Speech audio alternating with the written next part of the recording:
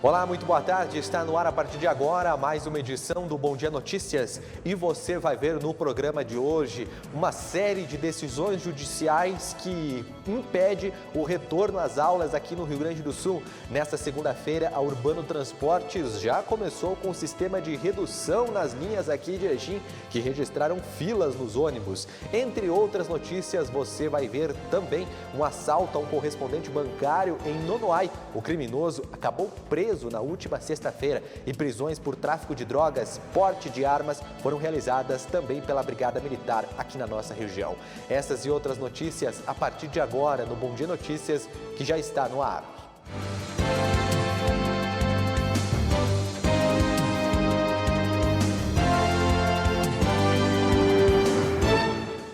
Boa tarde, meu amigo, boa tarde, minha amiga. Bem-vindo, bem-vinda ao Bom Dia Notícias nesta segunda-feira, semana começando. Vamos dar uma olhada na janela do Bom Dia, porque o dia tá bonito, temperatura na casa dos 26 graus aqui em Erechim. Olha, gente, vamos começar aqui, você que está chegando agora, já falando da questão da volta às aulas aqui no Rio Grande do Sul. Olha, na última sexta-feira, o governo estadual fez uma mudança no sistema de cogestão, permitindo com que os municípios fizessem decretos para o retorno das aulas, aqueles que estão nesse modelo do sistema do distanciamento controlado, viu? Mas ontem a Justiça reafirmou a proibição e um decreto que já saiu já no início da madrugada dessa segunda-feira, uma decisão da Justiça esclareceu que as aulas estão proibidas de retornarem no Rio Grande do Sul enquanto houver a bandeira preta. Veja na reportagem.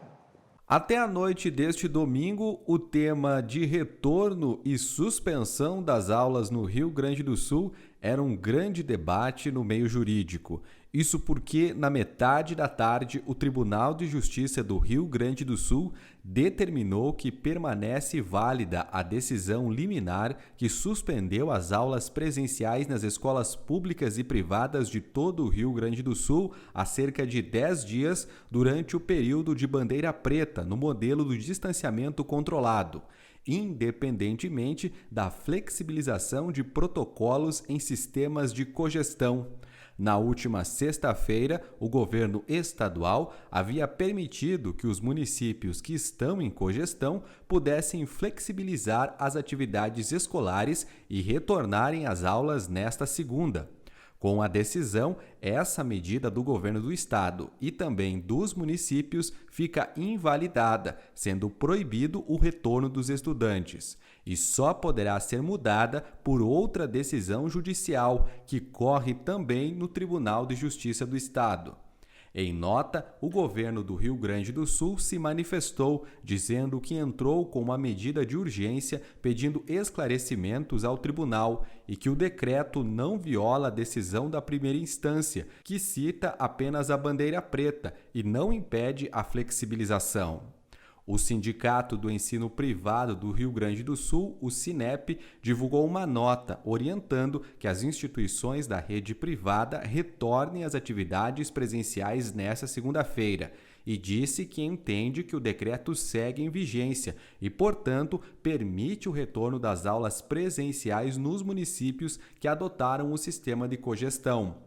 A Prefeitura de Erechim disse que irá se manifestar sobre o retorno das aulas, mas que ainda aguarda definições do governo estadual para tomar as medidas cabíveis. Olha, toda essa questão aí aconteceu quando o governo do estado achou que uma brechinha, como todo brasileiro, né? Uma brechinha na decisão da justiça poderia mudar a situação, viu? O governo não quer liberar a bandeira preta por causa daquela regra do 0,35, porque se fizer isso, vai perder leitos de UTI que já estão comprados e que não estão sendo alguns deles já utilizados aí, mas vai perder a garantia desses leitos se abrir para a bandeira vermelha ou colocar algumas regiões até em bandeira laranja, pelos dados que elas estão apresentando. Por outro lado, a Justiça e o governo do estado fazem uma verdadeira queda de braço. Nesse meio período, quem fica no meio dessa guerra são as prefeituras e quem paga a conta são os pais e os alunos. Por isso, a Prefeitura de Erechim definiu ontem que não vai retornar às aulas, como foi definido pela Justiça. Veja na reportagem.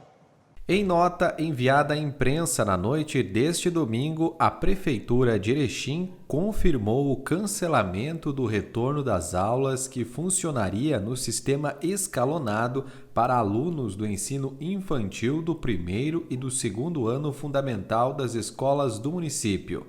A decisão foi tomada acompanhando a liminar que suspendeu as aulas presenciais nas escolas públicas e privadas de todo o estado e que foi reforçada na tarde deste domingo pelo Tribunal de Justiça do Rio Grande do Sul. Que vergonha, hein? Que vergonha toda essa situação, hein, para o governo do estado, hein? Tentar achar uma... Hoje de manhã eu vi uma entrevista com o procurador, ele falou que ele não tentou fazer curva não, viu? Mas que pareceu, hein, senhor procurador? O senhor tentou dar uma brechinha ali na lei da justiça para tentar fazer esse retorno à volta às aulas. Não vai ter jeito não, viu? Que enquanto isso, quem paga as contas é o pessoal das escolas. Que situação triste, viu? As crianças estão sem aulas, né? Apesar de os pais mandam quem quer aí, não é obrigatório, mas eu acho que precisa ter escola. A escola tem que estar lá disponível, a escola tem que estar aberta, a escola tem que estar segura, né? O que não pode é não ter as escolas aí para as crianças. Vamos falar de segurança pública agora para você que está acompanhando a gente. E olha, 2 homens foram presos lá em Trindade do Sul com uma arma. Eles estavam em uma caminhonete que foi abordada pela Brigada Militar. 2 homens foram presos na madrugada deste domingo com um revólver calibre 38 em Trindade do Sul. A arma estava dentro de uma caminhonete modelo GM Montana, onde estavam a dupla. Também foram encontradas 6 munições no interior do veículo, todas do mesmo calibre e intactas. Os 2 homens foram levados para a Delegacia de Pronto Atendimento de Erechim. A Polícia Civil vai investigar a origem da arma. E olha, um homem foi preso com maconha, crack e cocaína aqui em Erechim. Ele foi flagrado saindo de um ponto de tráfico de drogas no fim de semana pela Brigada Militar, que realizava mais uma edição da Operação Avante. Um homem foi preso na noite deste sábado por tráfico de drogas no bairro Cristo Rei, em Erechim. Ele foi abordado após sair de um veículo estacionado carregando uma sacola na rua São Martinho. Dentro da sacola, os policiais encontraram 20 porções de maconha já fracionada e pronta para venda, um tijolo da mesma droga, munição calibre 38, 2 porções de cocaína pesando 18 gramas, 2 porções de crack também pesando 18 gramas e uma balança de precisão. O peso total da maconha apreendida foi 758 gramas. Em um dos bolsos do abordado também foi encontrado R$ 292 em dinheiro e no veículo 5 aparelhos de telefone celular e um simulacro de uma pistola, ou seja, uma arma falsa. O homem recebeu voz de prisão e foi levado para a Delegacia de Polícia de Pronto Atendimento. Ele foi autuado em flagrante pelo crime de tráfico de drogas e encaminhado ao presídio de Erechim, onde ficará à disposição da Justiça.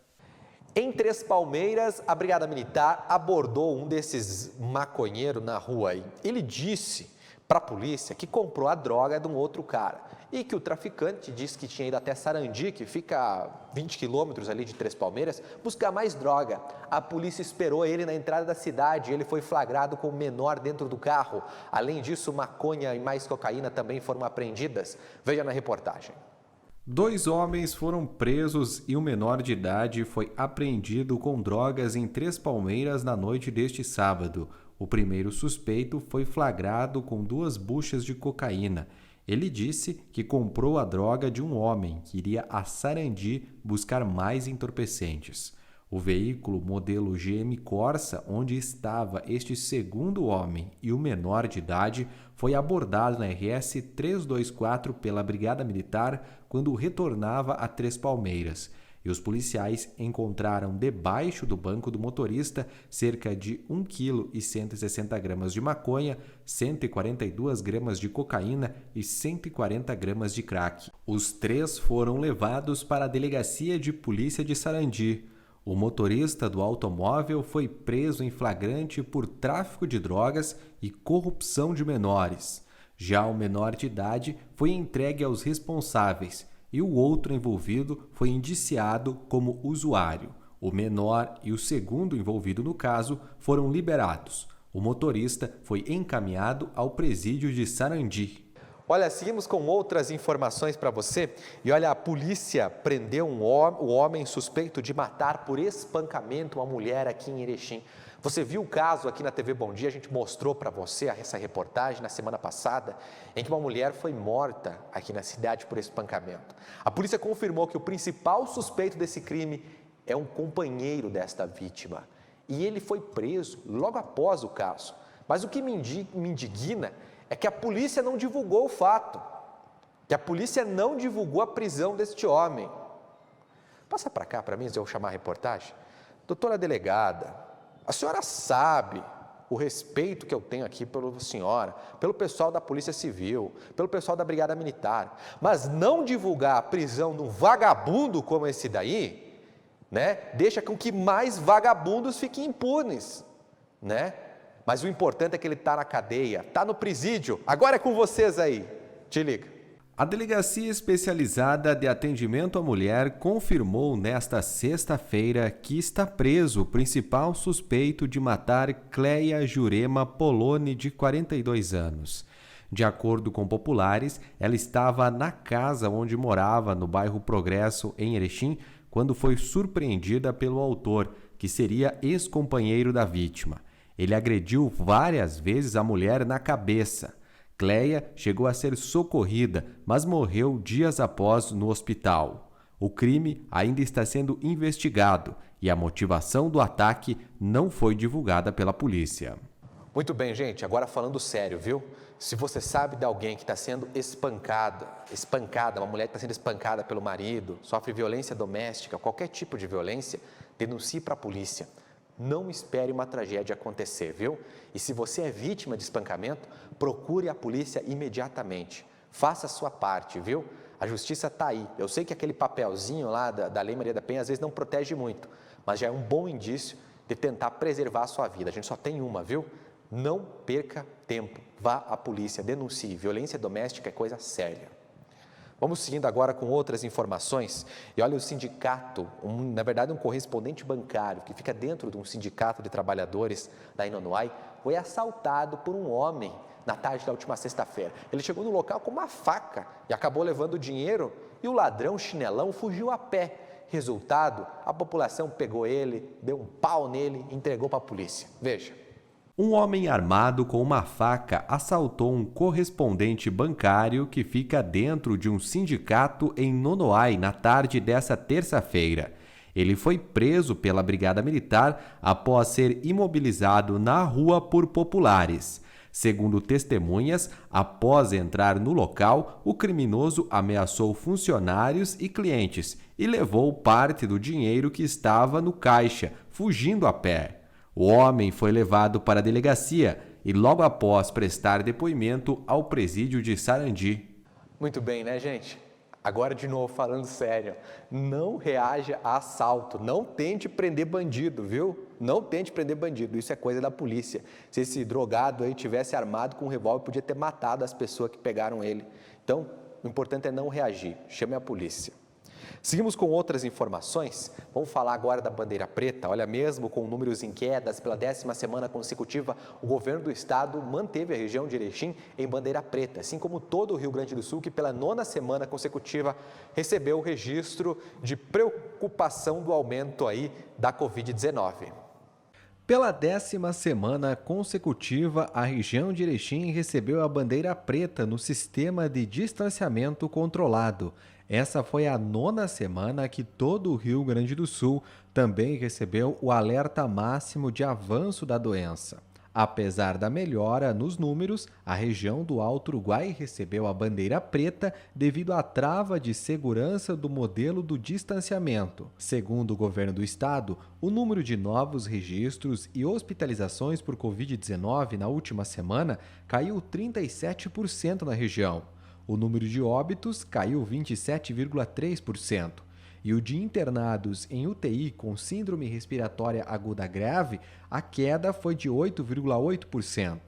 Mesma queda para os que estão na UTI e que tiveram a Covid-19 confirmada. No caso do número de internados em leitos clínicos para a Covid-19, a queda registrada foi de 11,4%. E no número de casos ativos, a queda foi de 21,3%. E olha, os serviços da empresa Urbano aqui em Erechim começaram a operar com capacidade reduzida nesta segunda-feira, como havia sido divulgado na última semana. Mas uma reunião entre o prefeito e representantes da empresa e da prefeitura definiu que pelo menos 60% a 70% da capacidade da empresa vai funcionar aí nos horários de pico. Mas não foi o que parece que aconteceu, viu? Hoje de manhã, muita fila nas paradas, ônibus lotados no transporte público. Vamos acompanhar na reportagem.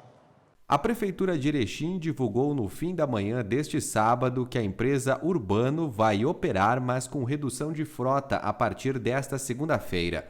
A decisão foi tomada após uma reunião entre o prefeito Paulo Polis, o procurador-geral do município Daniel Grossi, o secretário-geral de governo Edgar Marmentini e a secretária de administração Isabel Ribeiro, com representantes da empresa Urbano, que detém a concessão do transporte coletivo de Erechim. Segundo a Prefeitura, foi acordado que o serviço seguirá com 60% a 70% das linhas principais nos horários de atendimento à maior parte dos funcionários de empresas públicas e privadas que usam o transporte. Segundo a empresa Gaurama, um desequilíbrio financeiro provocado pela redução de quase 50% do número de passageiros, o aumento acima da média do preço de combustíveis e insumos provocou uma redução dos serviços. Para isso, a empresa ingressou na Justiça solicitando um reequilíbrio financeiro do contrato de licitação do serviço. Muito bem, né, gente? Vamos seguindo acompanhando esse caso da Urbano aqui de Erechim, viu? Vamos seguindo acompanhando, aí muita gente está preocupada. Agora tem um recado importante para você que está pensando em comprar, vender ou alugar um imóvel. Olha, a Solar Imóveis é um imobiliário de confiança e qualidade e tem sempre as melhores opções para você que quer uma casa maior, um apartamento com mais espaço, ou o local ideal para a sua loja, o seu escritório e, por que não, a sua indústria. Visite agora mesmo a Solar Imóveis no centro aqui de Erechim, pertinho da Caixa Econômica da 7 ou acesse o site solarimóveis-rs.com.br. Não esqueça, compra, venda e locação de imóveis é na Solar Imóveis. E na sequência do intervalo você vai ver a coluna Pente Fino, o destaque da empresa Urbano aqui de Erechim, viu? A paralisação do transporte. Também nós vamos falar do esporte, viu? Bastante com o Eric Oliveira aqui na TV Bom Dia. Não sai daí porque a gente volta já.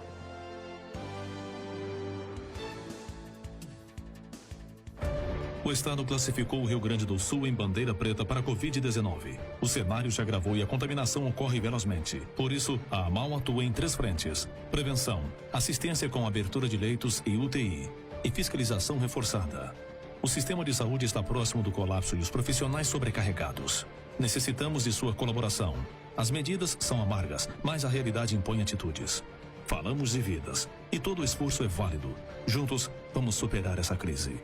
Alô, nosso povo caipira de Erechim, Alto Uruguai. Eu sou o Jordano, apresentador do programa 100% Caipira, e eu estou convidando você para assistir o nosso programa todos os sábados, às 8 da noite, aqui pela TV Bom Dia. Você é o nosso convidado. O povo admira, dizemos o que amamos, enquanto for vivo vamos ser 100% caipira. Oi, gente, eu estou aqui nessa agência linda do Sicredi para te contar uma novidade. Estamos comemorando 40 anos. 40 anos de conquistas e resultados. E a Sicredi Unistados preparou um ano cheio de ações, especialmente para você, associado. E eu estou aqui com o presidente e os diretores da Sicredi Unistados e nós vamos falar sobre esse ano incrível da cooperativa. Elisandro, como é que foi essa jornada de 40 anos?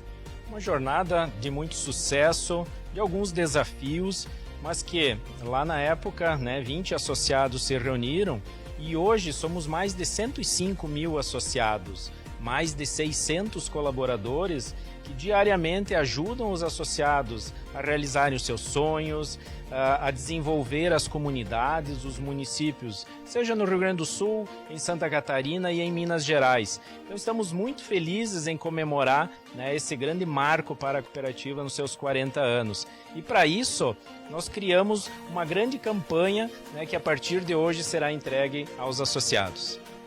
Jaime, como será a campanha e de que forma o associado poderá participar?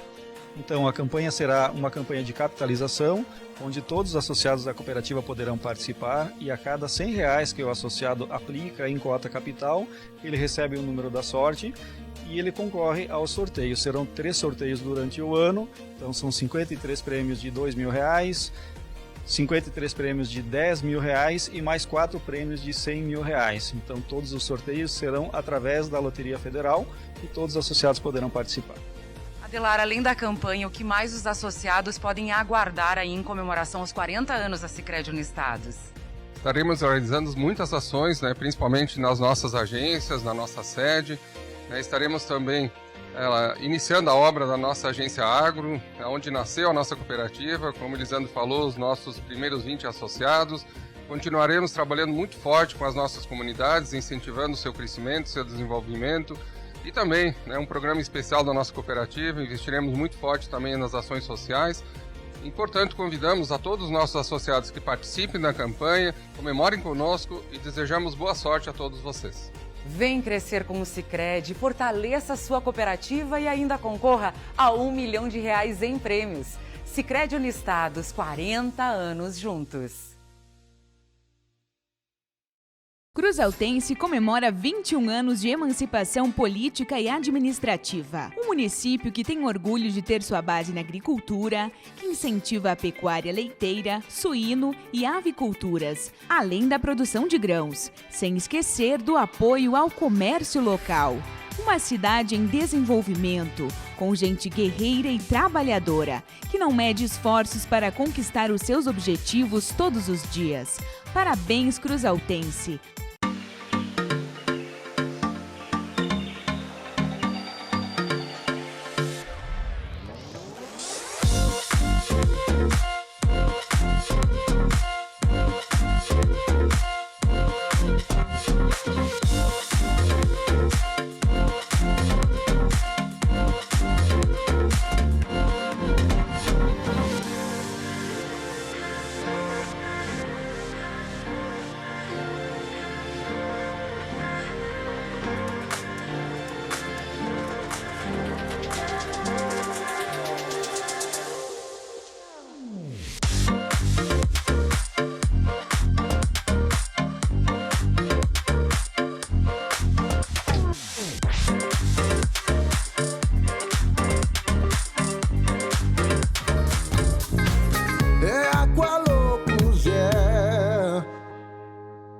Paulo Bento completa 25 anos de emancipação política e administrativa, com uma economia pujante no campo e na cidade.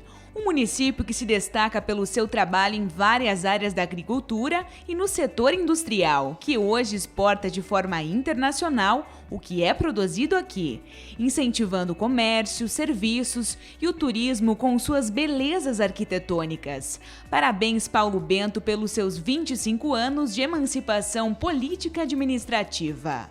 O Master traz até você a nova loja de compras virtual, loja.mastersupermercados.com.br. Num clique, sua compra está em casa. Acesse loja.mastersupermercados.com.br. Selecione os produtos de seu interesse, cadastre-se e faça o pagamento com os cartões e receba suas compras em casa. É fácil, prático e seguro. Loja virtual Master Supermercados. Num clique, sua compra está em casa. Master Supermercados. Tá no Master? Tá em casa. Parabéns, Ipiranga do Sul, pelos 33 anos de emancipação. O município foi reconhecido pelo Estado como berço do plantio direto. Nesse momento, o maior presente é a saúde da nossa população. Previna-se, use máscara e evite aglomerações. O Master sempre tem muita oferta. E o cliente Master Mais Vantagens economiza ainda mais. Faça já o seu cadastro e aproveite. Tá no Master, tá em casa. A vacina contra a Covid-19 trouxe uma nova esperança em dias melhores. Mas ainda não é hora de se descuidar. Continue adotando os protocolos de saúde, como o uso de máscara, álcool gel e distanciamento. Evite locais com aglomerações. Cuide de você e de quem você ama. Apoio Câmara de Vereadores. Uma campanha da Prefeitura de Erechim. Olá pessoal, meu nome é Vanderlei Augusto Magaloso, eu sou médico infectologista Estou passando aqui hoje para deixar um recado para toda a população da região Alto Uruguai. A pandemia de Covid continua e nessas últimas 2 semanas nós tivemos um incremento muito grande tanto no número de casos novos como no número de hospitalizações nos hospitais da região, principalmente nas UTIs dos hospitais Santa Terezinha e Hospital de Caridade. A população tem que estar ciente que tem que continuar com as medidas de precaução, ou seja, tem que continuar usando máscara, tem que evitar os locais onde existe aglomeração, manter os ambientes arejados e fazer a higienização das mãos. A situação ela está se tornando crítica, com um número muito grande de pacientes graves, pacientes jovens, um pouco diferente da faixa etária que houve na segunda onda. Então a gente vem aqui hoje passar esse recado para vocês. Temos que continuar o nosso combate à pandemia, temos que manter a nossa medidas de precaução e não achar que só fazendo a vacina a gente está livre do problema. A vacina é uma grande arma que a gente tem, mas enquanto nós não estivermos uma grande porcentagem da população vacinada, nós ainda teremos muitos problemas com o Covid. Então segue o alerta para todos, continuem com as medidas de precaução gerais que foram preconizadas até essa data. Obrigado. Covid mata. Não seja a próxima vítima. O cenário da pandemia do Covid-19 está se agravando, com o aumento expressivo de casos ativos e a elevação das taxas de ocupação dos leitos hospitalares. O comportamento da sociedade reflete diretamente nos indicadores da Covid-19. Se for possível, fique em casa. Se tiver que sair, adote com rigor as medidas de prevenção. Evite locais com aglomeração. A prevenção e o cuidado são as nossas únicas armas. Cuide-se. Cuide de quem você ama.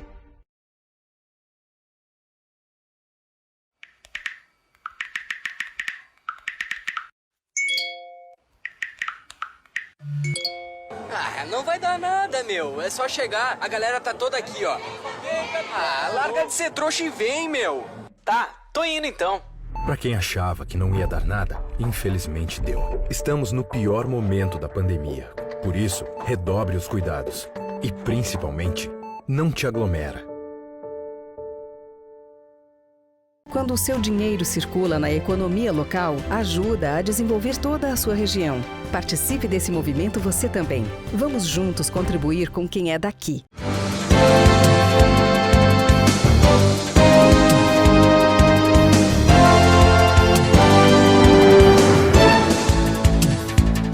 Muito bem, voltamos ao nosso intervalo agora com os destaques da coluna Pente Fino com o Rodrigo Finardi. Boa tarde, Rodrigo. Boa tarde, Leandro. Como é que está? Tudo bem. Olha, o destaque é a paralisação do transporte público, que no fim de semana, assim como a educação, mudou, né? Foi feito isso aqui, que foi feito o quê aqui? Eu vim acompanhando, que era desde a semana passada. Eles mudaram para o dia 25 de abril a paralisação. E o que eu trago aqui de novidade, o que disse a Justiça com relação ao pedido de reequilíbrio financeiro que a empresa pediu. A juíza de direito, a Elaine Aparecida Rezende, que ela é da 2ª Vara Civil da Comarca de Erechim, negou o pedido, alegando que ela não tem como fazer, digamos, unilateralmente pelas contas da empresa, e indeferiu e deu com o estilo do processo. A partir daí, no sábado de manhã, que já não tem aqui, eu falo que ia ter, né? No sábado da manhã ia ter o município se reuniu hoje era sábado no seu jornal. Se reuniram e disseram que vai trabalhar de 60% a 70% a frota, mas não sei se é bem isso pelo o que eu vi. Hoje de manhã, várias pessoas que já utilizaram o transporte público já entraram em contato com a redação, onde eu mostro os ônibus entupidos de pessoas. Claro, existe um problema financeiro da empresa, mas pelo lado da pandemia, ônibus lotados com gente de pé, o Cabeto está inserindo num outro problema aqui. Então, eu acho que nos próximos dias terá alguns reflexos que vai ser feito com relação a isso, né? É verdade, mesmo que não esteja 100% da frota na rua, pelo menos nos horários de pico, como foi prometido, tem que ter mais carro na rua, mas né? eu acho que pelo jeito não tem, estava muita gente que nos passaram. Aí nós temos que acompanhar agora, ver o que tem realmente disso, mas as fotos falam por si só. Amanhã nós vamos trazer, o pessoal vai ver com relação a isso, né? Vamos até esse tempo eu falei assim, qual seria uma ideia? Digo assim, se tu não tem ônibus nos entremeios, né? E tem gente que utiliza. Tudo bem, não é? Aqueles ônibus que passam vazio com poucas pessoas acaba dando prejuízo mesmo hoje, período de pandemia. Uma sugestão para o setor público aqui. Lógico que talvez, juridicamente, eu não sei o que pode fazer. Nós temos aí 1 ano e meio, quase mais de 1 ano parado os transportes escolares, né? Então, esse negócio de vai e volta às aulas, mesmo voltando às aulas, eles trabalham naquele horário de entregar as crianças e buscar. Por que não tu pegar essas Kombi, esses carros escolares que tem, e fazer uma escala com eles para poder tentar sobreviver e passar a pandemia no período que não tem ônibus? Faz uns roteiros, acho que seria uma maneira... E permitir esse transporte alternativo. Permitir que essas pessoas cobram o mesmo valor da passagem, aí lá, vai fazer do bairro tal até o centro, que entra 10 pessoas dentro da van escolar, tu trabalha com 5, 6 por menos espaço, mas tu vai sobrevivendo a esse período ruim, é uma ideia, né? É uma ideia, boa ideia essa. Bom, vamos seguindo. Olha, tem deputada que quer instalar farmácia solidária aqui em Erechim, a Fran Somenzi esteve aqui no programa Pente Fino da última sexta-feira. Eu só fiz o registro, né, Leandro? Até a foto é tua aqui, ó, Leandro Zanotto, Jornal TV, bom dia. Por quê? Eu quis saber dela por que ela está fazendo Erechim se eu nunca vi ela por aqui. Foi aquele chamamento que eu fiz para ela. E ela disse que ela tem um projeto bem interessante, que é Solidário, o nome desse projeto, com relação a...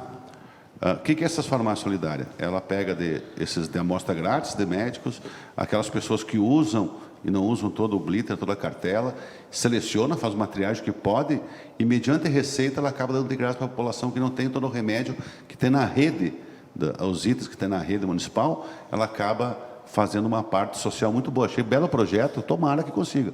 Diz que tem um projeto de lei para isso, agora começa esse trabalho, mas é uma ideia interessante, eu acho que pode vingar, caso tenha interesse político nesse, sempre tem isso, né? E o Carlos Gomes, que político, esse é macaco velho, né? Conhecedor das coisas, ele é muito hábil nas suas palavras, diz que o fogo está alto em Brasília, nós fomos por esse lado, né? E falando do problema das reformas tributárias, eu disse assim, será que vão votar agora? Reforma tributária, com eleição ano que vem, tudo é possível votar? Então ele faz um balanço de Brasília, mas meio cuidadoso nas palavras, né? O esperto que é, ele não se compromete. Verdade. Bom, redução salarial de CCs pode trazer implicações jurídicas ao legislativo. Você vem acompanhando há bastante tempo esse assunto. E essa é uma matéria exclusiva do Coluna Pente Fino, que o assessor jurídico da Câmara, o advogado Abrão Safro, fez um estudo técnico sobre se pode. Tu não pode, segundo ele, claro, se politicamente o vereador quer uma coisa, mas assim, ó, ele orienta a não fazer, porque a mesa de vereador poderá ter que pagar esse negócio. Por quê? Pela Constituição Federal é irredutível os salários. Como é que tu faz, então? Se tu quer baixar o salário, ele é irredutível. Tu teria que mandar embora todos os cargos que ocupam esses cargos de CCs, fazer uma lei, com uma reforma administrativa interna, e a partir dali recontratar pessoas. Mas isso pode ocorrer, que tu não sabe que um juiz vai entender que são isso. Isso pode dar uma ação judicial, que mesmo o CC não tendo a estabilidade do emprego, mas tu mandar embora e recontratar a mesma pessoa para um salário mais baixo, pode caracterizar uma redução de salário, mesmo sendo um cargo de confiança. Então ele traz vários exemplos do Brasil afora, decisões do juiz, aqui eu só fiz um resumo, que é a distinção, mas é uma análise técnica, e ele diz assim, que a avaliação do judiciário pode pesar na decisão, isso que eu falei agora. Então é um problema que está no colo da mesa diretora o que fazer, né? Pode fazer, quem sabe, agora para a próxima legislatura, quem sabe, entender que ele vai trocar os cargos ou para o próximo ano, mas assim, de imediato, eu acho meio difícil ter a coragem de fazer para correr esse risco, né? É verdade. É a mesma coisa aquele caso do reajuste salarial que o prefeito Polis deu para os servidores, que pode ter problema futuramente, né? Verdade. Por mais que seja uma das câmaras mais enxutas e que gasta menos, tem gente lá dentro que ganha mais do que vereador. É complicado. Bom, tá aí os destaques da Coluna Pente Fino. E amanhã, Rodrigo? Cara, amanhã nós estamos vendo, hoje tem sessão na Câmara, né? Tem algumas, nada de muito, mas sempre tem que ver os senões das discussões políticas aí em cima disso, né? Porque tem pedido audiência pública para a GER se pronunciar com relação à greve, não, à paralisação do urbano, que a GER tem que se posicionar. Tem troféu Castelinho para todas aquelas pessoas que ajudaram a abraçar o Sandro, eu acho legal, uma bela iniciativa, pessoa da iniciativa privada, para ajudar o hospital público. E os pedidos de informações e requerimentos que sempre dá no expediente político, volta. Hoje eu retorno o Anax, que eu vi a atuação dele, depois que entrou outro que também, ele levou pau, o Rony Gabriel, né? Então, o republicano vive um momento de se acertar na sua atuação, que ainda não conseguiu. Tivemos grande repercussão de uma matéria que foi publicada na última sexta-feira, Se lembra no site da discussão entre o Rony Gabriel, o suplente dos republicanos, e o vereador do PSB, o Ale Dalzotto. Vamos ver em que pé isso vai hoje, né? Obrigado, Rodrigo. Até a próxima. Principalmente, tem mais um. Não, e a questão é a seguinte, a gente não sabe o que vai escrever sobre volta às aulas no jornal ainda. Está numa folia que ninguém se entende, essa confusão jurídica que o Rio Grande do Sul ficou, do que pode, o que não pode, os pais se organizam, as escolas se organizam, chamam os pais, vai começar a aula, não começa, e compra merenda e faz. Olha, essa bagunça ninguém ganha, cara. E principalmente, se for uma briga política e jurídica, hoje quem está pagando o preço são as crianças, cara. Se é certo ou errado, tem que voltar às aulas, temos que ver, cara, tem que voltar. Podemos ter futuramente acabar tendo um problema numa geração, né? Porque a parte de estudo inicial tem que ter. E chegou um momento que não tem mais como esperar. Nós temos que correr o risco, tomar os cuidados, as escolas, tudo, mas realmente eu acho que está na hora de voltar. Já se passou muito tempo, né? Criança pode ir no shopping, mas não pode ir na escola. Não, aí tu vai citar vários exemplos. Ó, criança não pode ir na aula, mas tu pode ter 60 pessoas no ônibus urbano. Verdade. Então, tu começa a citar exemplos, mercado pode ter 3.000 pessoas dentro, mas tu não pode ter um barzinho com 30. Então, tem algumas distorções que a gente tem que falar aqui, né? Né? Aí, deve aquela coisa, todo mundo acha que o seu serviço é essencial. Já falei aqui, para todo mundo que tira o sustento do seu serviço, ele é essencial. Mas, a nível de judiciário, de Estado, eles pensam diferente. Olha que coisa. E ninguém paga tuas contas, teus boletos, entendeu? Como é que funciona e é complexa essa questão, né? Amanhã falamos mais sobre isso. Obrigado, Rodrigo. Até a próxima. Até a próxima. Vamos agora ao comentário do Igor Miller. Te liga, porque opinião você também vê aqui.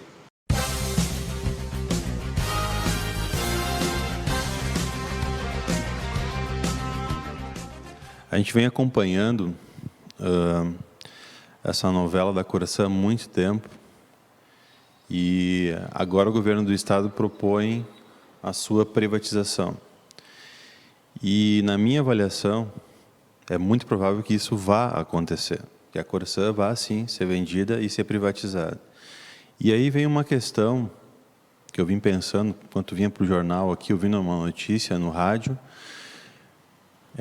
por que nessas horas, o que vai legitimar efetivamente, obviamente, é todo um processo legal, enfim, mas por que nessas horas a gente não tem um contraponto da sociedade reivindicando a permanência dessa estatal, nesse serviço que faz o seu fornecimento, faz assim o seu trabalho, mas por um outro lado, durante muito tempo, a Corsã entrou em briga com os municípios, simplesmente porque ela podia brigar, porque ela tinha o controle dessa situação, digamos assim, do fornecimento de água em vários municípios do estado, e ela simplesmente podia dizer como aquilo ia acontecer. E é aí que começa a acontecer os problemas, e é aí que as empresas começam a simplesmente desaparecer e a morrer, como é o caso da Corsã, que vai acontecer. Por quê? Porque quando a Corsã tinha condições de implantar, mesmo que a lei não obrigasse, mas ela poderia implantar um sistema mais justo e até começar a fazer as obras de melhoria, os projetos, enfim, sinalizar uma solução para a comunidade. Agora me refiro à comunidade de Erechim, no que diz respeito ao tratamento de esgoto, já que nós não temos isso. Ela nunca propôs isso. Ela nunca absolutamente propôs. Muito pelo contrário, criou dificuldade, problemas, arrastou isso ao longo de várias gestões públicas, ao longo de vários anos. E aí agora, por que a Corsã não vai ter o apoio da comunidade, das pessoas, que é de quem ela deveria recorrer?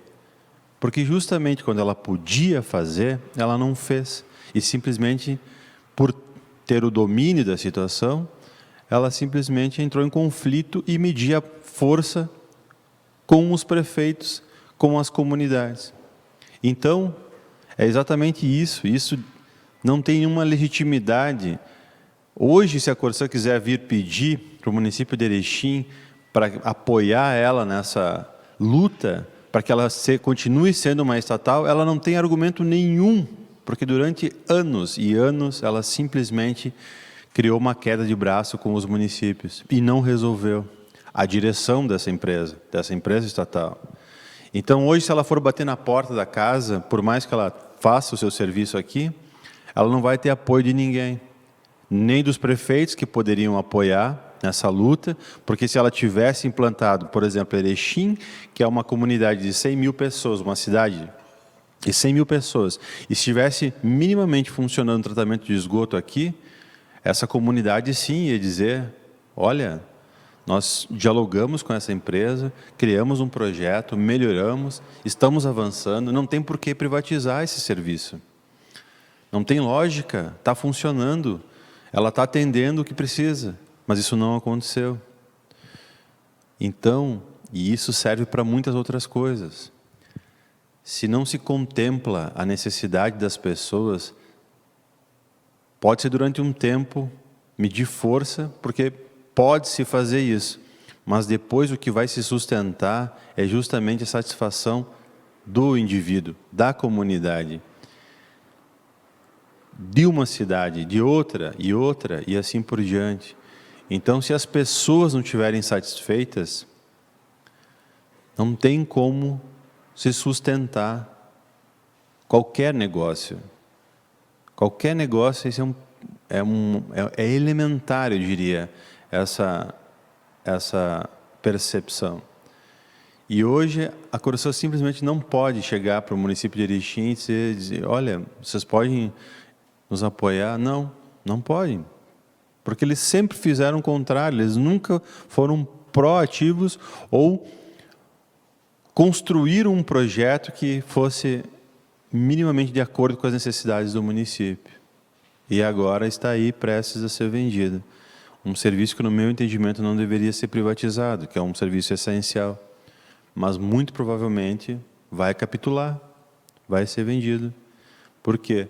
Porque, quando pôde, não fez o que tinha que fazer, infelizmente.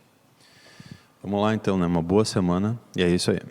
Muito bem, gente, seguimos com o nosso Bom Dia Notícias. Vamos agora com os destaques do Bom Dia impresso e digital.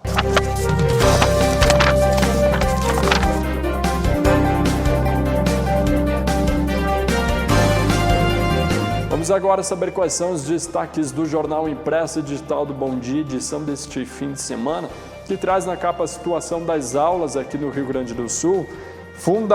Educação infantil e primeiro e segundo anos do fundamental retomam em Erechim, mas agora a gente teve uma liminar do Estado suspendendo aí essas aulas presenciais. A coluna do Rodrigo Finardi fala sobre o transporte público com paralisação parcial aqui na cidade. Na página 3, em infraestrutura, o governo autoriza a obra aqui no Alto Uruguai. Página 4, colunistas de opinião. E na 5, Bom Dia Entrevista. Em finanças pessoais é fundamental que a pessoa se conheça e saiba o que é importante para si. Na página 6 tem o fato da foto e na 7 o Estado do Rio Grande do Sul esteve orientando bandeira preta, mas a R16 vai adotar a cogestão, pode adotar a cogestão. Na página 8, o Erechim recebe quantitativo insuficiente de vacinas da Coronavac para a segunda fase. E na página 9, Dia Mundial do Escoteiro, o escotismo, construir um mundo melhor. Página 10 tem o Espaço Pop do Bom Dia. E na 11, Conversas Abertas, Abril Branco, esclarece mitos e verdades sobre a nutrição oncológica. Na página 12, está falando aí do Dia do Chimarrão, 24 de abril, Caderno BD Saúde, e trata sobre a prática que ajuda na redução da ansiedade durante a pandemia. Na página 2 está falando sobre a síndrome de Down e também na 4 você vai estar conferindo aí mais informações a respeito dos tipos de cegueiras, a hernia de disco, enfim, sobre os resfriados e a diferenciação deles para a Covid-19. Página 13, Indústria do Rio Grande do Sul estipula aumento de 15% a 20% no consumo de erva mate. Na página 14, resultado da boa gestão pública lá em São José do Ouro. Tem os classificados do Bom Dia e na região, ainda em Viadutos, os profissionais da saúde foram homenageados. Página 19, elabora e redobre os cuidados lá em Benjamin Constant do Sul. Página 20 tem os classificados, tem um caderno de variedades, e na 22 o Detran RS pede mais fiscalização após mudança na lei de trânsito. Página 23, o Ipiranga decide classificação contra o Grêmio, jogou no sábado. Página 24, o Atlântico acabou sendo derrotado pela CBF na estreia pela Liga Nacional de Futsal. Outras informações podem ser acessadas no site do Jornal Bom Dia, www.jornalbomdia.com.br. Vamos falar de esporte agora na TV Bom Dia com Eric Oliveira. Num fim de semana de movimentação no esporte aqui em Erechim, teve o retorno do futsal, teve também Grêmio Ipiranga, e você vai ver também os destaques do Internacional. Vamos começar falando de Grêmio e Ipiranga. Boa tarde, Eric. Olha, que jogo no Colosso da Lagoa, viu? Até metade do segundo tempo, o Ipiranga estava se classificando, porque o Caxias ia perdendo para o Pelotas, ou empatando com o Pelotas lá, né, que era já um rebaixado, e no fim das contas ficou para Caxias do Sul, ficou Caxias e Juventude com a vaga. O que aconteceu? Ficou Caxias e Juventude. Se olhar e fazer uma projeção lá no início da primeira rodada, dupla Caju e dupla Grenal classificados para as semifinais, é super normal. Eu acho que é pelo investimento, pela tradicionalidade e tudo mais. Agora, Ipiranga e Grêmio, Leandro, fizeram um duelo que já se esperava e já se demandava muita atenção por parte da torcida de Erechim, porque o Ipiranga precisava fazer um resultado para ficar para a história. Eu acho que é dessa forma que precisamos colocar. Vencer o Grêmio ou empatar com o Grêmio, fazer um jogo extraordinário, fazer um jogo inesquecível, impecável, sem erro, no detalhe. E o Ipiranga deu tudo de si. O Ipiranga se entregou, se mostrou ser uma equipe muito bem organizada. Mas eu falo sobre o jogo, porque, Leandro, é impossível não falar do jogo sem mencionar o erro grotesco, um erro grosseiro, uma arbitragem que naquele lance foi definitivamente capital, decisivo, vital para o decorrer do trabalho do Ipiranga, e eu acho que foi um lance em que a torcida do Ipiranga ainda não aceitou muito bem, ainda não conseguiu compreender, porque foi um lance que definitivamente fez com que o jogo mudasse totalmente do que vinha sido apresentado. O Ipiranga jogava melhor do que o Grêmio, inclusive jogou durante o jogo, em alguns momentos, com alguma superioridade em cima do Grêmio, e depois do pênalti marcado, o Diego Souza foi para a bola, bateu, e na sequência o Grêmio conseguiu ampliar o segundo, terceiro gol. Claro que teve um erro do goleiro aí também, que é bom lembrar. Mas o Ipiranga se mostrou, assim como fez em todo o campeonato, ser uma equipe que não se abala emocionalmente, ser uma equipe bem estruturada, ser uma equipe organizada e ser uma equipe, principalmente, que não muda seu estilo de jogo independente do adversário. Fez isso contra o Inter, fez isso com o Fortaleza e fez isso com o Grêmio. Mesmo tomando 3-0, que todo mundo imaginava, já deu para o Ipiranga, e o Ipiranga vai tomar uma goleada, o Júnior Rocha, a todo instante motivando, a todo instante dizendo para esses jogadores, é possível, é possível, é possível. No segundo tempo, o Ipiranga consegue reverter esse resultado de 3-0 para 3-2 e por pouco não fez o terceiro gol. E ficou naquela loucura. Todo mundo sabia que precisava de um resultado negativo do Caxias, que o Pelotas conseguisse ser superior ao Caxias, no mínimo empatasse, e o Pelotas vinha vencendo o Caxias, e o resultado depois, quando se aproximava do final do jogo, dava as caras de que o Ipiranga precisaria só de um empate para se classificar. E o empate não aconteceu, teve até uma bola no travessão do Mikael. O que me parece, depois desse resultado negativo do Ipiranga, que esteve rodada a rodada lá no topo da tabela, brigando terceiro, quarto lugar, é que o Ipiranga ficou no quase mais uma vez. E a torcida não consegue ter essa paciência com o Ipiranga, isso é muito natural, porque o Ipiranga bateu na trave, é um time que quase subiu, que quase se classificou. Mas eu acho que é preciso também ter a cabeça um pouco fria e analisar esse trabalho e ver que, de fato, o Ipiranga fez muito mais do que era possível. O Ipiranga jogou muito mais do que era esperado dele. O investimento que o Ipiranga tem, é bom lembrar, é comparado ao Sportivo, ao Pelotas, ao Novo Hamburgo, essas equipes, duas delas que caíram, e o Novo Hamburgo por pouco não caiu, com uma pontuação quase que igual. Então, é bom olhar para o Ipiranga e ver que o Ipiranga fez um jogo espetacular para cima do Grêmio. Por pouco não conseguiu resultado positivo, E isso não apaga, isso não anula todo o trabalho que foi feito. Verdade. Fiquem algumas questões aí, porque, por exemplo, né, o treinador trocou o goleiro no último jogo, né? Que a gente vai debater mais sobre isso ao longo dessa semana. Mas vamos falar do Grêmio, porque teve a estreia do Thiago Nunes e deu para perceber que o Grêmio fez os 3 gols e sentou no resultado. E achou que o Ipiranga não ia para cima. Aí o Ipiranga me faz 2 gols na sequência e o Grêmio se abre. Claro que o Grêmio teve boas chances de ataque, teve boas chances de gol, acabou não fazendo também durante esse jogo, e por isso que o jogo ficou tão bom, porque os dois times tiveram boas oportunidades, não foi uma superioridade do Grêmio, não foi um negócio também do Ipiranga, foi um equilíbrio, mas deu para perceber que o Thiago Nunes vai ter um pouquinho de trabalho nesse time, né? Vai ter, com certeza. Até é bom lembrar que eu sempre tenho um pouco de cuidado, porque algumas pessoas acabam condenando a arbitragem. Eu acho que é bom lembrar que o Grêmio teve várias oportunidades tirando aquele lance do pênalti. Eu imagino que o Grêmio venceria o jogo sem aquele lance, mas foi capital naquele momento. Então é por isso sim precisa fazer a crítica, porque foi um erro. Foi claro, todo mundo viu que ele errou na marcação do pênalti e é preciso ponderar isso. Agora o Grêmio sim teve várias oportunidades de matar.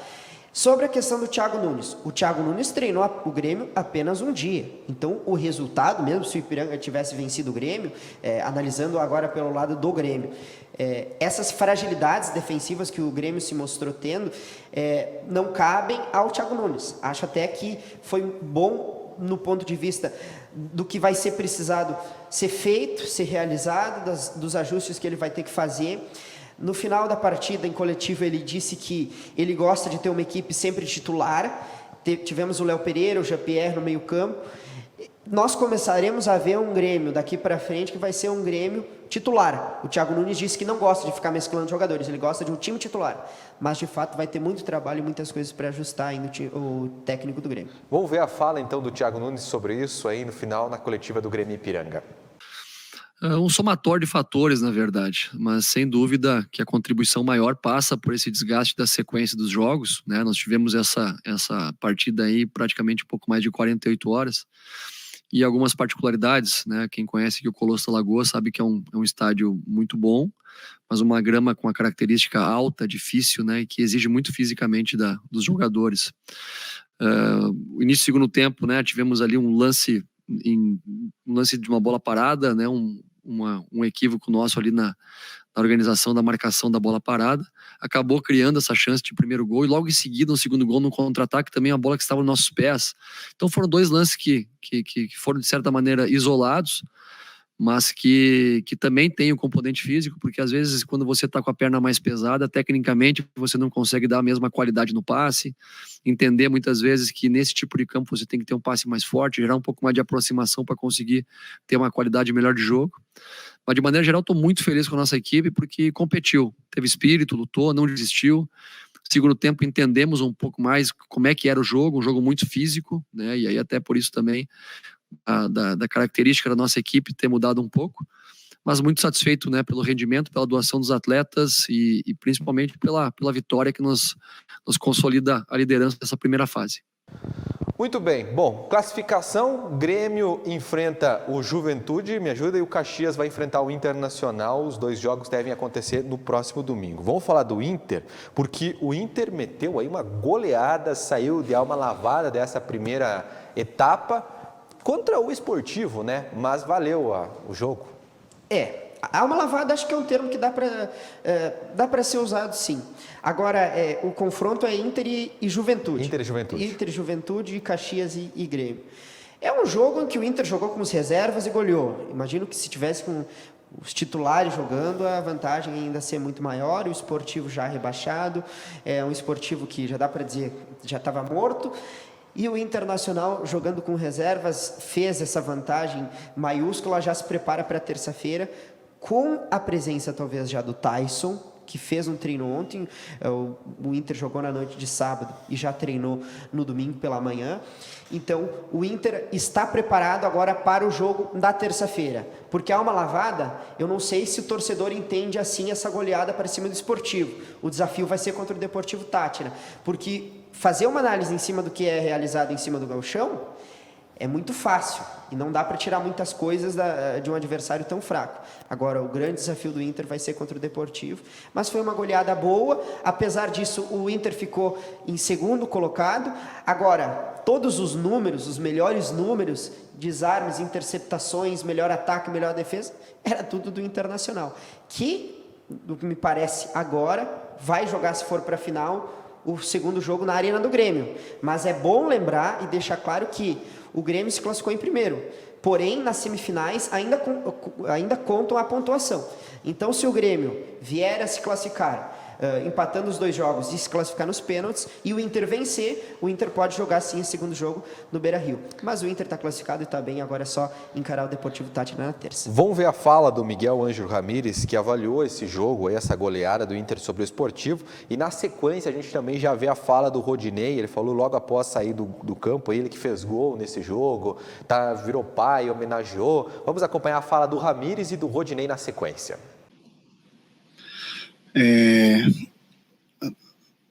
Salió Dorado porque no teníamos otro. No estaba Víctor, no estaba Lucas. Era importante que no completara todo el partido porque viene acumulando muchos minutos y el único que estaba disponible en convocatoria, que lo teníamos previsto. Si había alguna troca con algún zaguero, iba a ser Rodrigo Dorado, que lo ha hecho en algún momento ahí, anteriormente, no conmigo como entrenador, que ya ha entrenado conmigo en algún momento ahí, porque lo puede hacer, pero no fue pensando en nada del futuro, sino poder darle descanso a C. Gabriel y era el único que podía hacerlo en esa posición.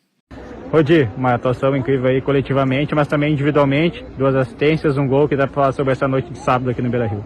Cara, uma noite abençoada, ainda mais que a minha filhinha nasceu ontem, então graças a Deus pude ter essa atuação aí junto com o grupo, mas não faço nada sozinho, é um grupo, um ajudando o outro, e a gente tem que continuar assim em busca das vitórias. Tô gaguejando um pouquinho que tô cansado, mas vamos nessa, vamos continuar trabalhando firme em busca das vitórias e botar o Inter lá em cima, que é o lugar que realmente ele merece estar. Agora, terça-feira, um duelo pela Libertadores, aqui no Beira-Rio também, em casa. O que dá projetado dessa partida importantíssima? Cara, Libertadores, a gente sabe que é um jogo diferente, é um jogo de muito contato, mas a gente tá dentro de casa. E dentro de casa a gente não pode pensar em outra coisa a não ser os 3 pontos. É chegar na terça-feira, fazer o dever de casa, que a gente foi derrotado na primeira partida, então a gente precisa da vitória na Libertadores. Muito bem, então, Eric, pessoal, para todo mundo ficar ligado, na sequência do Gauchão, a previsão é que os jogos aconteçam no domingo, 4 da tarde, todos simultâneos, essa primeira rodada. Como é que vai ficar? Grêmio e Caxias. Inter, e Internacional e Juventude. Quem é que é favorito aí? É melhor, quer dizer, o Grêmio e o Inter são favoritos, mas entre Caxias e Juventude, quem é que está melhor aí? É uma pergunta boa. Eu acho que o Caxias fez um campeonato gaúcho muito melhor do que o Juventude. Junto com o Ipiranga, eu acho que merecidamente, se eu pudesse avaliar e colocar classificados, eu acho que seria Caxias e Ipiranga. Eu acho que o Caxias fez um campeonato melhor, mas o Juventude tem um time melhor. Eu acho que o Juventude chega melhor do que o Caxias. Agora, o favoritismo é total para a dupla Grenal, e talvez não fosse tanto do que em outras ocasiões, porque o Grêmio precisa chegar à final e precisa vencer, porque tem toda essa carga da saída do Renato, da chegada do Thiago Nunes, e o Internacional da mesma maneira, porque apesar do Miguel já ter um tempo um pouco maior do que o Thiago sob o comando técnico do Inter, o Miguel ainda tem muita instabilidade, não só na formação do elenco do Internacional, mas também de resultados. O Inter se classificou bem no Gauchão, agora esse resultado ruim na Libertadores, somado, quem sabe, algum outro resultado, possa colocar ainda mais cara. Então a dupla Grenal tem uma pressão muito maior do que talvez em outras temporadas, por isso que o meu favoritismo é total para Inter e Grêmio. Vamos falar agora do futsal, porque o Atlântico estreou na Liga Nacional no fim de semana contra a Associação Carlos Barbosa e perdeu de 3-0. Vamos ver os gols. O Atlântico começou a Liga Nacional de Futsal com uma derrota para a CBF de Carlos Barbosa na noite deste sábado, jogando em Erechim. O time da Serra fez 3-0 no Galo. O primeiro gol da partida ocorreu faltando apenas 6 minutos para o fim do primeiro tempo, com Pedro Rei. Gente, atenção, olha o chute, Caçapa! Gol! Na segunda etapa, sem Gé, que acabou expulso após receber o segundo amarelo, o Atlântico foi para cima e abriu espaço para Denner fazer o segundo dos visitantes. Mais delicado! Um gol bonito de... Já com o goleiro Linha na sequência, o Galo deu ainda mais espaço para a CBF aproveitar e fechar o placar com um gol de Richard. Bola direta lá pro gol!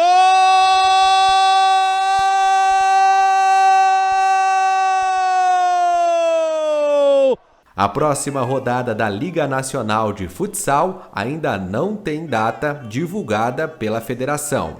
Muito bem, tá aí, viu? E olha, ainda a gente não exibiu, vou mostrar agora para você na sequência. O Antoniazzi, que é o ala do Atlântico, falou da derrota e ele falou que é uma avaliação positiva desse jogo. Os torcedores criticaram o Antoniazzi nas redes sociais porque não se perde para um time do Atlântico. É muito, claro, a CBF é um grande time, mas no início, avaliação positiva. Vamos ver a fala do Antoniazzi sobre isso. Antoniazzi, fala um pouco sobre a partida de hoje, sobre esse clássico e sobre essa estreia na Liga Nacional de Futsal. Bom, eu acho que a equipe está de parabéns. A gente já vinha de um crescimento aí durante alguns jogos treinos que a gente teve, mas acredito que hoje eles foram mais felizes em algumas finalizações deles, mas a gente está no caminho certo, a gente conseguiu impor bastante o nosso ritmo no jogo e é isso, ajustar um pouco os detalhes que faltou nas nossas conclusões ali, nos nossos chutes, e eu acho que a gente vai ter um crescimento muito bom aí durante a competição e foi só o primeiro jogo.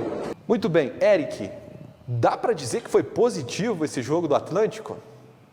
Olha, é que é uma questão complicada porque se trata de um clássico brasileiro, mundial. Carlos Barbosa e Atlântico têm essa rivalidade que é histórica. Então, claro que nunca vai ser bom perder para a CBF, nunca, ainda mais jogando em casa. Claro que não tinha público, mas se tu tá jogando em casa contra o teu maior rival e tu vai perder o jogo, não dá para dizer que foi uma avaliação positiva. Agora, de um certo ponto de vista, do ponto de vista do que o Atlântico apresentou, o Atlântico se mostrou ser uma equipe muito capacitada, conseguiu criar, conseguiu levar muito perigo ao gol da CBF, o goleiro Bianchini fez várias defesas, salvou a equipe da CBF em alguns momentos, mas o futsal, às vezes o placar ele não é muito condizente com o que foi visto em quadra. E o Atlântico, eu acho que são 2 pontos, nos 3 anos em que o Giba esteve aqui, ele tinha uma dificuldade muito grande em jogar com o goleiro Linha e se defender quando está sendo atacado e o adversário utiliza do goleiro Linha. No terceiro gol que o Atlântico tomou, foi na tentativa de construção para reverter o resultado com a presença do goleiro Linha e tomou o gol. Então isso é uma análise que o Thiago Halp vai ter que resolver. Segundo, uma grande atuação por parte da CBF na defesa, mas o goleiro Thiago, que era o primeiro teste dele, é um goleiro referência, eu insisto em elogiá-lo, porque é um goleiro, o goleiro mais vencedor da história da Seleção Brasileira de Futsal, é um goleiro que, na minha opinião, é a maior contratação que o Atlântico poderia ter feito. O Alan fez uma partida muito boa também. Eu acho que o resultado é péssimo, perder para a CBF é muito ruim, mas o que foi visto em quadro, o Atlântico jogou bem. Agora, esse campeonato, nesses modos do que foi ano passado, é um campeonato muito curto. É tão cruel quanto o campeonato estadual para o Ipiranga. É um campeonato em que tu precisa do resultado. Jogar bem é bom, é muito legal, mas tu precisa do resultado, principalmente porque a classificação depois ela faz com que o jogo seja aqui. Então, é preciso jogar e vencer. Agora, os próximos jogos, vamos ver se o Atlântico consegue trazer um resultado positivo para casa. Muito bem, gente. Às 5 da tarde tem Virando o Jogo aqui na TV Bom Dia, ao vivo, para você que está nos acompanhando também, com Eric Oliveira, convidados. E você vai ficar sabendo também o futuro do Júnior Rocha no Ipiranga. Será que ele vai seguir para a Série C? Às 5 da tarde aqui na TV Bom Dia. Obrigado, Eric. É uma boa pergunta, Vamos falar muito sobre esse jogo ainda e o decorrer da vida do Ipiranga. Valeu, Leandro. Um abraço a todos. Vamos às informações da previsão do tempo.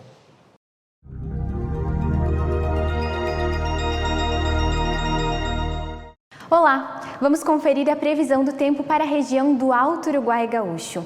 A semana inicia com o tempo firme na região e as temperaturas estarão mais baixas pelas madrugadas e manhãs. Conforme a Climatempo, não há previsão de chuva aqui no Alto Uruguai.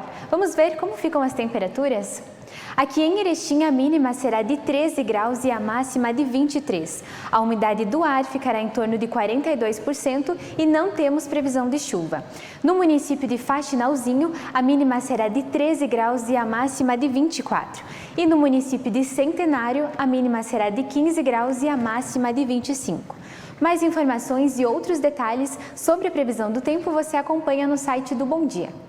Olha, e no programa Bom Dia Entrevista da última sexta-feira, a Tayane do Carmo conversou com um professor da Universidade Federal Fronteira Sul, campus aqui de Erechim, sobre o retorno e a oportunidade de quem quer fazer um curso superior aí, seja de forma gratuita, de educação no campo. Vamos acompanhar e rever juntos essa entrevista.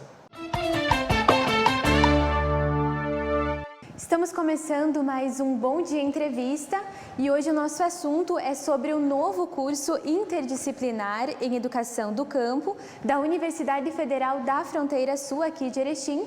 E para explicar melhor sobre esse assunto, para falar do curso, nós convidamos o professor Denilson da Silva, que já está aqui conosco de forma online para falar a respeito do curso e todas essas questões. Seja muito bem-vindo, professor, aqui no Bom Dia Entrevista.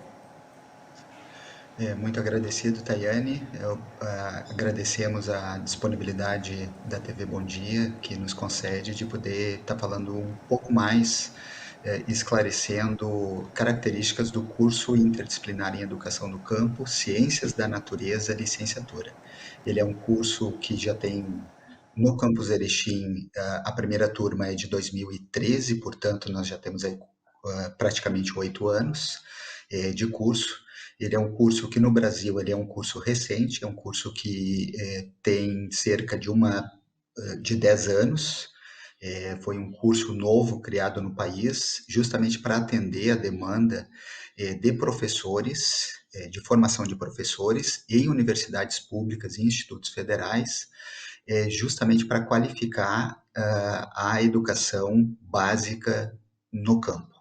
Entenda-se como campo, não somente o lugar, o espaço geográfico, mas sobretudo, e eu falo sobretudo porque a nossa região é uma região com características rurais, boa parte dos municípios da região são municípios pequenos, onde a sua economia gira em torno da agricultura. E, portanto, mesmo nas escolas urbanas, o público dessas escolas nesses municípios são são filhos de agricultores ou de pessoas que ainda residem na zona rural. Professor, agora falando especificamente de como é composto esse curso, eu queria que o senhor nos explicasse quais são as disciplinas que compõem esse curso e como é o formato dele. Ele é presencial, ele é online? Tayane, ótima pergunta. O curso ele é um curso presencial, obviamente que nesse momento de pandemia ele é um curso que acontece como todas as escolas, universidades no país, ou seja, com aulas remotas. Esse processo seletivo do qual estamos falando e queremos dar visibilidade é um processo seletivo para a turma de 2021, cujo semestre se inicia no início de junho. Nós estamos na universidade hoje, finalizando o segundo semestre de 2020, em função de todo esse quadro pandêmico que, infelizmente, o nosso país e o mundo vive. Portanto, ele é um curso presencial, não acontece presencialmente agora por razões óbvias, que é a questão da pandemia. Professor, então, falando sobre a seleção dos candidatos, como que funciona para as pessoas ingressarem, eu queria que o senhor nos explicasse se é por prova, se é por entrevista, como se dá essa seleção para o curso? Muito boa questão, Tayane. O curso em Erechim, desde 2003, ele ocorre com processos seletivos especiais, ou seja, são provas específicas no processo de seleção. Isso significa que o aluno não utiliza sua nota do Enem ou um vestibular para acesso ao curso de Educação do Campo Ciências da Natureza. E como se dá esse processo? Esse processo acontece numa prova específica, onde este ano, nessa modalidade, ele acontece todo de forma remota. Isso significa dizer que o estudante não precisa se deslocar, não vai sair de casa. É uma carta de intenção cujo tema será divulgado ou está divulgado dentro do edital, e segundo o nosso cronograma, Tayane, ele acontecerá entre os dias 17 e 20 de maio. É basicamente é como se fosse uma redação associando as perspectivas e intencionalidades do candidato com a questão da educação do campo. É basicamente isso, num formato aí muito próximo a uma redação de 30, 40, 45 linhas, que o estudante vai ter um período para fazer a postagem desse material, que é um material que tem orientações e é temático, ou seja, não é escrever sobre qualquer coisa, tá? É sobre o tema associado à educação do campo. Professor, antes o senhor comentava conosco a respeito que o curso ele é mais destinado a professores, mas se tiver outras pessoas que têm interesse em fazer este curso, é possível ou ele se aplica somente a professores? Em verdade, Tayane, ele é um curso para a formação de professores. É claro que professores leigos que eventualmente estão na escola, seja na rede estadual ou rede municipal, ou professores que tiveram uma licenciatura curta, já bastante antiga, mas que ainda faz parte do nosso quadro de docência, tanto no magistério estadual quanto municipal. Ele pode vir a cursar o curso de educação do campo. Ou seja, qualquer pessoa, independente da sua idade, que tenha concluído o ensino médio, e isso é importante porque se trata de um curso de graduação, e todos os cursos de graduação no nosso país, por regulamentação, exigem que o estudante, para acessar esses cursos, tenham concluído o ensino médio. Portanto, a condição é ter concluído o ensino médio, e a pessoa pode se candidatar, e aí passa por um processo que provavelmente a gente vai falar em seguida. Falando agora de uma outra realidade, professor, eu gostaria que o senhor destacasse qual é a importância do estudante se aproximar do estudante, do professor, né, quem vai fazer o curso, de se aproximar dessa realidade que é o campo, né, e também quais são os desafios que o senhor, como professor, visualiza na educação das escolas do campo. É desafiador por várias questões, Tayane. Se a gente tem fragilidade na educação básica do nosso país, essa fragilidade ela é ainda maior nas escolas do campo. Tem um outro quadro que nos preocupa muito, que ainda que tenhamos muita população ainda no campo, povos tradicionais, pequenos agricultores, caiçaras, quilombolas, as escolas, os governos, invariavelmente têm sido muito objetivos em fechamento de escolas, isso de norte a sul do país. Eu não estou falando de uma realidade específica do estado do Rio Grande do Sul, isso é mais ou menos, acontece, infelizmente, no país inteiro. Então, esses são dois grandes desafios. A manutenção dos povos no campo, por uma série de razões, inclusive da questão identitária, da relação com a terra, da própria produção, da sua cultura, mas, sobretudo, para que essas pessoas que estão nesses territórios tenham o direito de estudar numa escola de qualidade. Aliado a isso, mesmo que o curso seja o curso de educação do campo, a regulamentação dos nossos cursos, e o nosso curso em Erechim, em 2018, ele foi avaliado pelo Ministério da Educação como qualquer outro curso no nosso país. Isso são feitas avaliações regulares de 3, 4 anos, e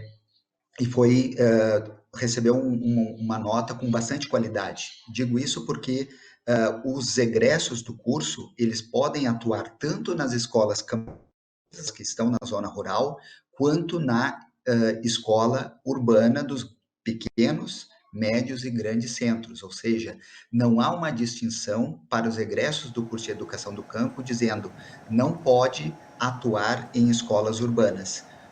Pode, inclusive, atuar em escolas urbanas, e na região a gente tem tido estudantes, porque nosso curso em 2013 nós já temos egressos formados, inclusive egressos que estão nas escolas e que voltaram ao UFFS para mestrados. Nós temos estudantes nossos que optaram pela carreira acadêmica e estão se aperfeiçoando. Então, para além da qualificação da educação básica no campo, há também um movimento de qualificação do processo formativo de professores da natureza. Esse curso é voltado para professores que vão atuar no ensino fundamental, nas séries finais, onde tem, e também no ensino médio, em Química, Física e Biologia. São exatamente a habilitação que o nosso curso proporciona aos estudantes. Professor, falando agora um pouco sobre a grade curricular desse curso, a ideia da instituição é que esses professores, depois, claro, de formados, atuem mais na nossa região, aqui no norte do estado, ou talvez que eles possam migrar, atuar em outras regiões. Como que é a ideia do curso? Muito bem colocado. Para que quem nos assiste perceba por que o curso é de licenciatura do campo, é um curso interdisciplinar em Educação do Campo e Ciências da Natureza. Por que a área Ciências da Natureza? Porque quando ele foi formatado, esse curso, lá em 2011, 2012, a região, os atores sociais, tanto os professores que já estavam na UFFS, quanto os sindicatos que trabalham com a questão de professores, as redes municipais, a partir das suas secretarias municipais de educação, fizeram um diagnóstico e perceberam que a demanda maior era na área das ciências da natureza. Isso significa dizer que o curso foi gestado, foi pensado e organizado para atender uma necessidade regional em função de ter poucas instituições formando profissionais, docentes, com essa especificidade, atuar nas ciências da natureza, nas séries finais do ensino fundamental e também no ensino médio. Portanto, respondendo objetivamente a sua pergunta, visando um incremento de professores com formação de qualidade nessa área para a região, ou seja, para o Alto Uruguai Gaúcho. Professor, nós estamos aqui chegando quase ao fim desta entrevista, mas eu gostaria que o senhor ressaltasse e colocasse novamente, então, até quando que vai a inscrição para o curso e como as pessoas podem fazer, então, para se inscrever no site da instituição, como que funciona?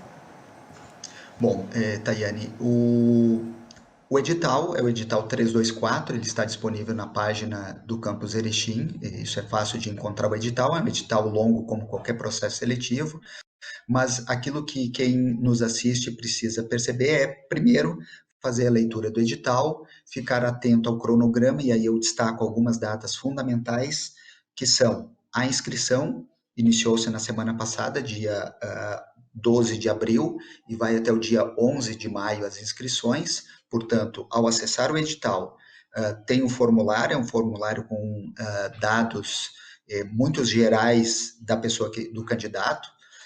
Depois disso, depois do dia 11 de maio, tem um período de 17 a 20 de maio, justamente onde o candidato terá que elaborar essa carta de intenção dentro da formatação, respeitando o edital e o tema da educação do campo.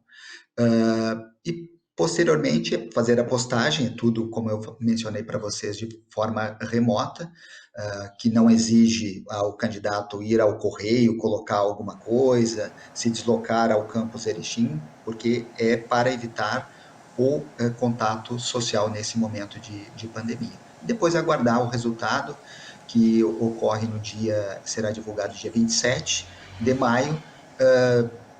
No dia seguinte, sai a primeira chamada dos candidatos aprovados em primeira chamada, e aí o processo já é o processo seguinte, que é o processo de matrícula, também remota, em função de tudo aquilo que a gente vive neste momento. Eu, hoje à tarde, recebi de uma colega minha que está acompanhando dentro da comissão as inscrições. A gente já tem um número bastante significativo, e a gente seguramente vai ter mais candidatos do que as 40 vagas que é previsto nesse processo seletivo. E a gente seguramente tem a certeza de que a TV Bom Dia vai estar nos auxiliando nessa chegada dessas informações e, quem sabe, sensibilizando algum estudante egresso do ensino médio ou algum adulto que quer voltar aos bancos da universidade, a uma universidade pública, gratuita e de qualidade que está em Erechim. Portanto, a gente também